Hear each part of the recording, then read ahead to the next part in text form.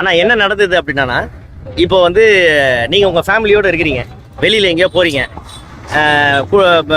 மனைவியோட இருக்கிறீங்கன்னு வைங்களேன். அந்த சமயத்துல உங்கள் கூட இருக்கிறவங்கள பத்தியோ இல்ல கூட வந்த பெண்கள் பத்தியோ யாராவது வந்து தவறாகவோ இல்ல வந்து ஒரு கேலி கிண்டலாகவோ இல்ல ஆபாசமாகவோ பேசினா நீங்க என்ன பண்ணுவீங்க?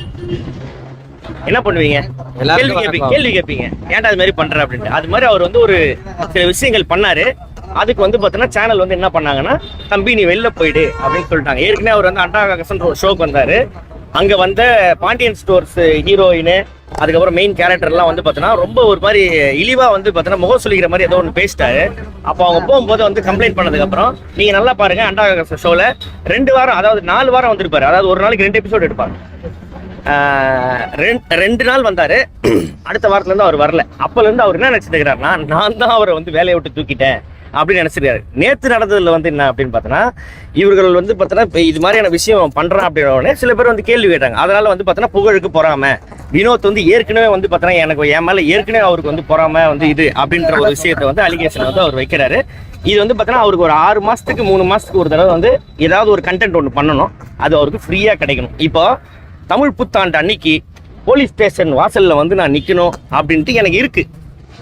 ஏன்னா இது மாதிரி கர்மம் பிடிச்சவனுங்கெல்லாம் வந்து பார்த்தோன்னா நம்ம வந்து என்கரேஜ் பண்றோம் அப்படின்றது வந்து பார்த்தோன்னா எனக்கு தோணுது. மற்றவங்களுக்கு தோணுனா எனக்கு வந்து சந்தோஷமா இருக்கும்னு நினைக்கிறேன். அவ்வளவுதான் சார். இல்லை சார், நீங்கள் வந்து மது அருந்திட்டு அவர் தாக்குனதா சொல்லி குற்றச்சாட்டு வைக்கிறாரு. அதுக்கு என்ன சொல்ல வரீங்க? இல்லை, நான் ஒன்று கேட்குறேன். நீங்கள் மது அருந்திட்டு நீங்கள் வேலைக்கு போவீங்களா?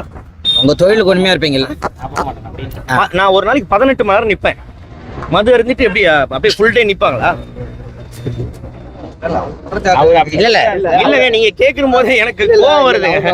என்னன்னா அவரை வெளியில போங்க அப்படின்னு சொன்னது சேனல், ஓகேங்களா? ஏன்னா இவர் தகாத வார்த்தைகள் பேசிக்கிறாரு, பெண்களை பத்தி வந்து தவறா பேசுறாரு.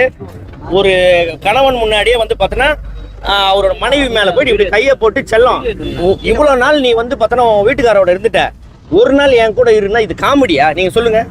தயவுசெய்து இன்டர்வியூ எடுத்து அந்த மாதிரி என்ன விஷயம் நடந்திருக்கு அப்படி கிடையாது. என்ன விஷயம் நடந்திருக்கு தீர விசாரிச்சுட்டு போடணும். எடுத்தோன்னே ஒரு பண்ணிட்டாங்களா உடனே அப்பா வீடியோ போட்டோம்னா வீல்ஸ் போடணும். இல்ல அது வேலையா இருந்தா கூட அதே ஒருத்தவங்களுக்கு பாதிக்கும் தெரியாதா? கூட்டு விசாரணை வண்டவாளத்துல சொல்லிட்டோம். அவங்க வந்து பாத்தீங்கன்னா அவங்க விசாரிக்க போறாங்க, மத்தவங்க எல்லாரும் விசாரிக்க போறாங்க. இப்ப நான் வேணும்னா கூட நான் ஒரு வீடியோ காமிப்பேன். நான் ஒரு விஷயம் சொன்னேன்ல, அந்த வீடியோ கூட என்கிட்ட இருக்கு. நிஷா பேசுன வீடியோ என்கிட்ட இருக்கு, காமிக்கிட்டுங்களா?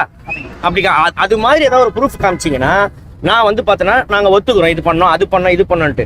நீயா வந்து வாயை வச்சு நீ 7:30 இதை இழுத்து விட்டுட்டு இதோ இங்கே தான் இருக்குது இப்படி நடந்தே வந்திருக்கிற அப்படி